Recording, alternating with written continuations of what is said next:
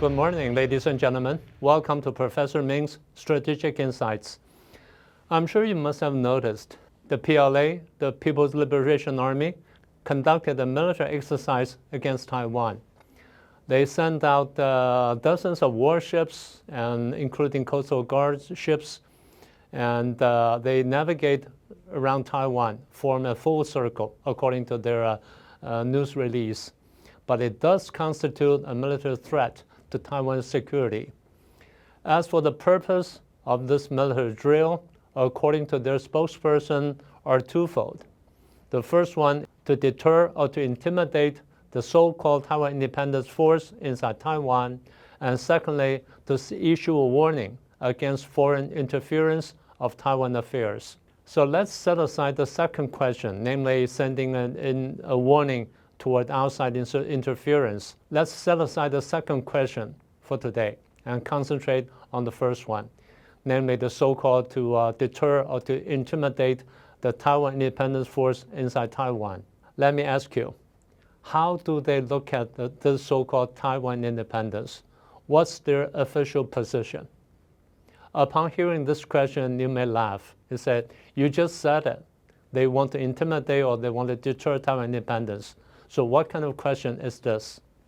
Let me rephrase the question again. Is it really so? Or is it really so simple? Are there other considerations, or are there other calculations, strategic calculations behind their claim? In order to better answer this question, I may have to trace back China's history, the history of China's division. As we all know that China divided in the year of 1949, and we've been confronting or competing against each other for such a period of time. And some may wonder, why was this division, or why is all the competition or confrontation about? Some may argue it's a power struggle between two persons, between two people. One is Chiang Kai-shek representing the KMT, and one is Mao Zedong representing the CCP, the Chinese Communist Party. Well, they both passed away, but the competition or confrontation is still here. So that's not all the answer, at least it's not complete. And some may argue it's a competition or confrontation between two parties, the Communist Party and the Nationalist Party, the KMT. But now in Taiwan, it's not the KMT in power. It's the Democratic Progressive Party, the DPP, is in power. So it's a totally different party. So again, the answer about the party competition is not really complete. According to my observation, I guess we have to answer a question from this angle. As I see it, the division or the confrontation between the two sides of the Taiwan Strait is actually a competition between different models.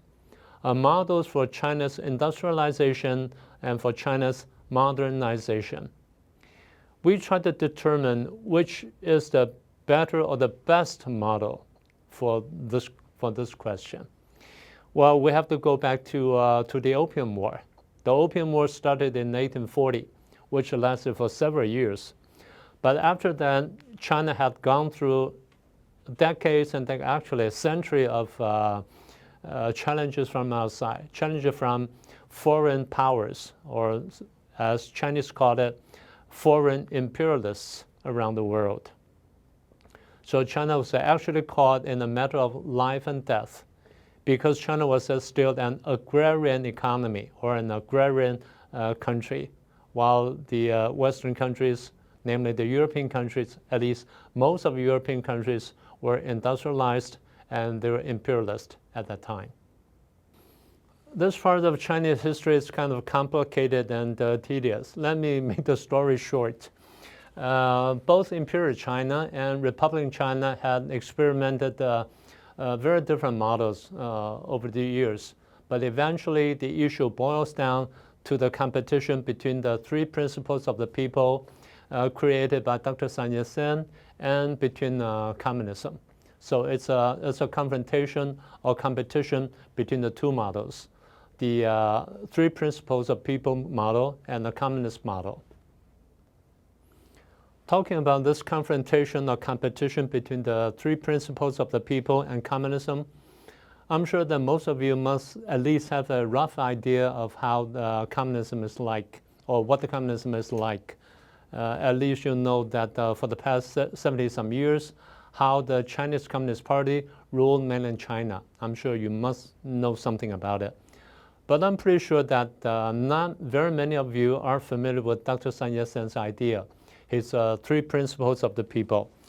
Let me again make the story short. It's a design or blueprint for China's modernization and industrialization designed by Dr. Sun Yat-sen. Dr. Sun received his early education in the United States, and he spent some time in the United States.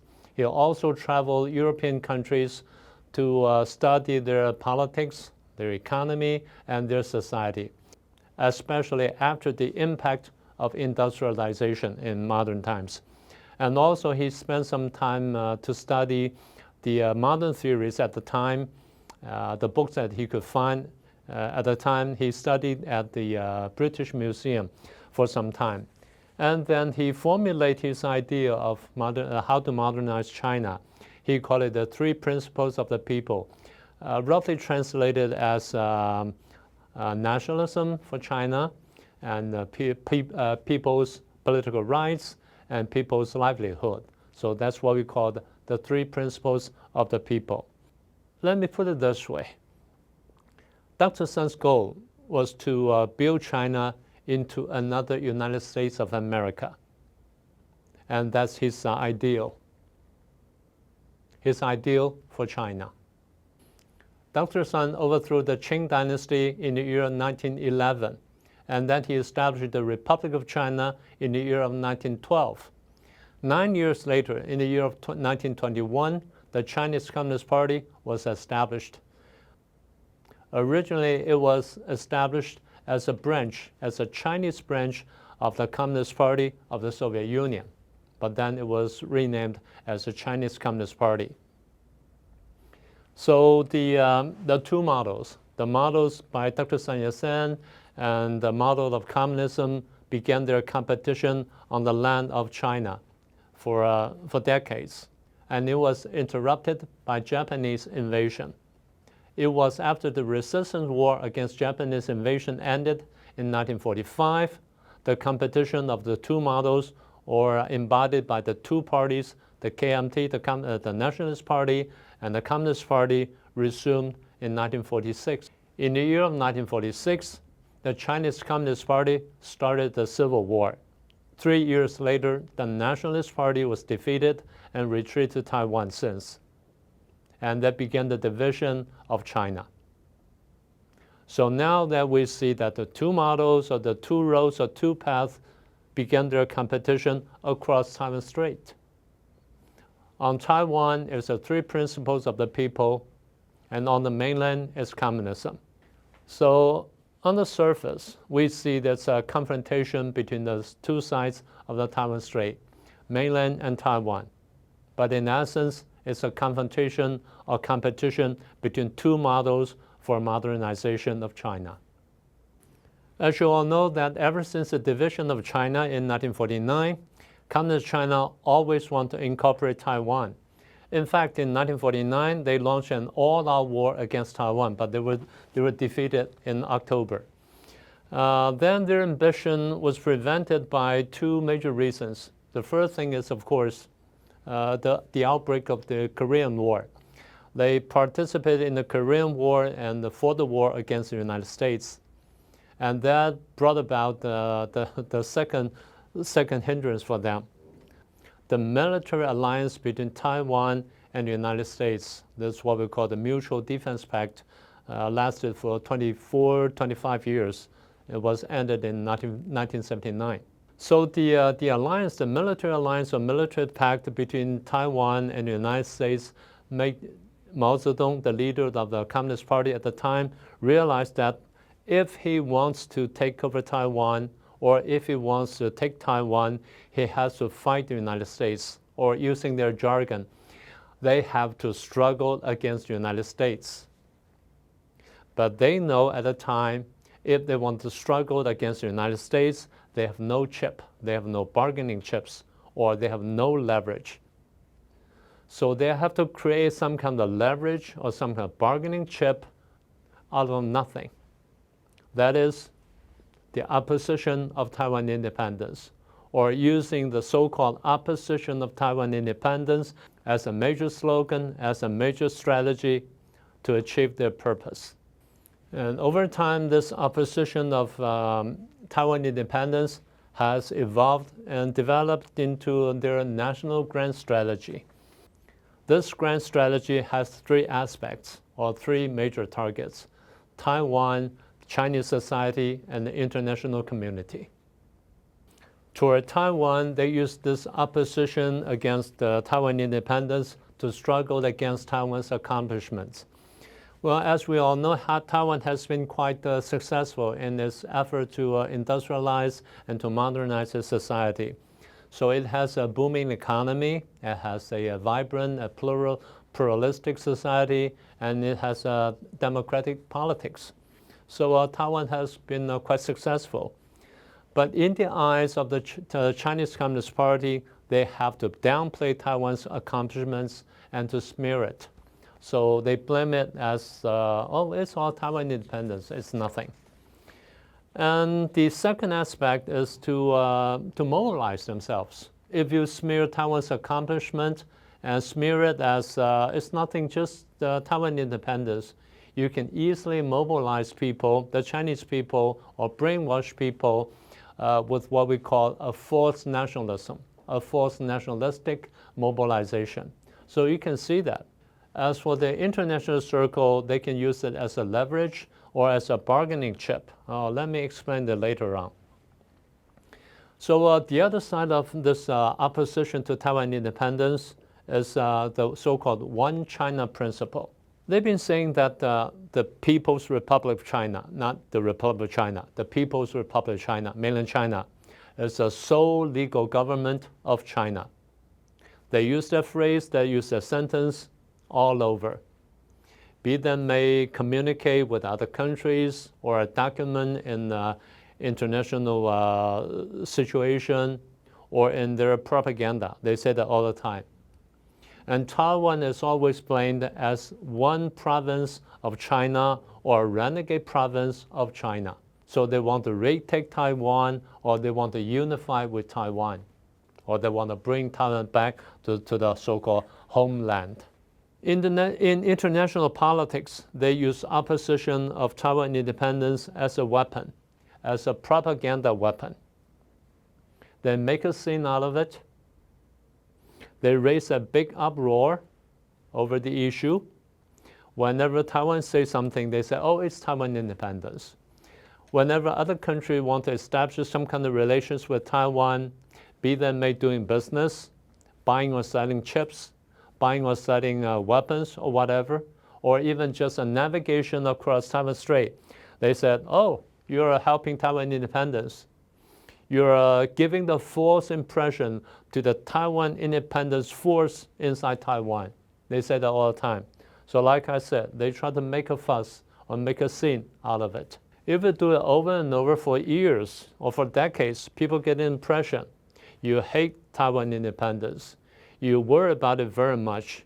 You don't like it. Whenever people do something that may lead to that consequence, or even having said that, let me clarify myself a little bit. I'm not saying that they are not serious about opposition of Taiwan independence. They use it just as a propaganda or propagandistic slogan or what. It could be serious. It could turn into real action against Taiwan. I'll come back to that later. But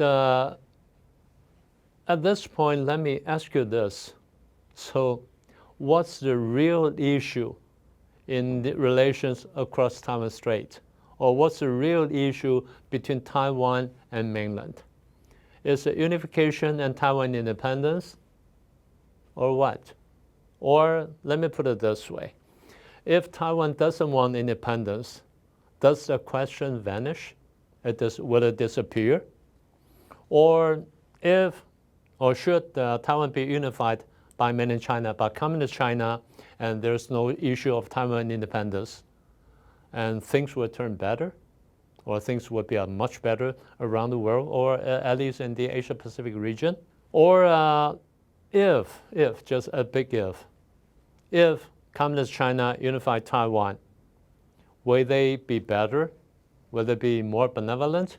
Or will they be more vicious? What would you think? So I think that's the real issue. Or perhaps we can ask you this.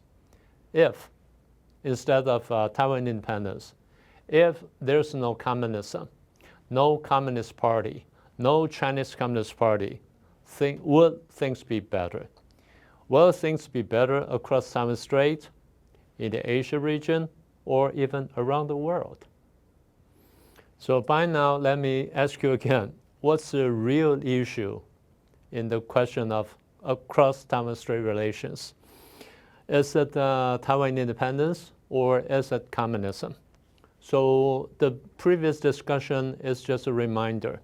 I just want to remind you what the real issue across Taiwan Strait is. I'm saying that the PRC, or the People's Republic of China, has been using opposition to Taiwan independence as a grand strategy, as a national strategy, to deceive the world.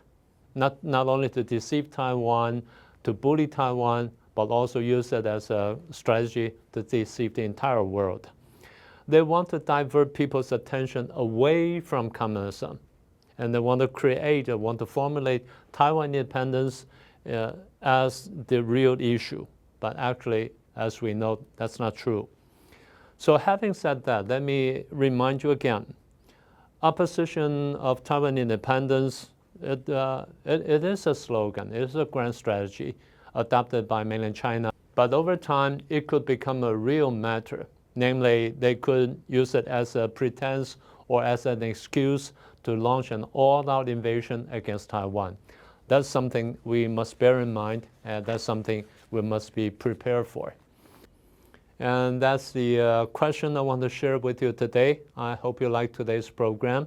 All the questions and comments are welcome. And I'll see you next time then.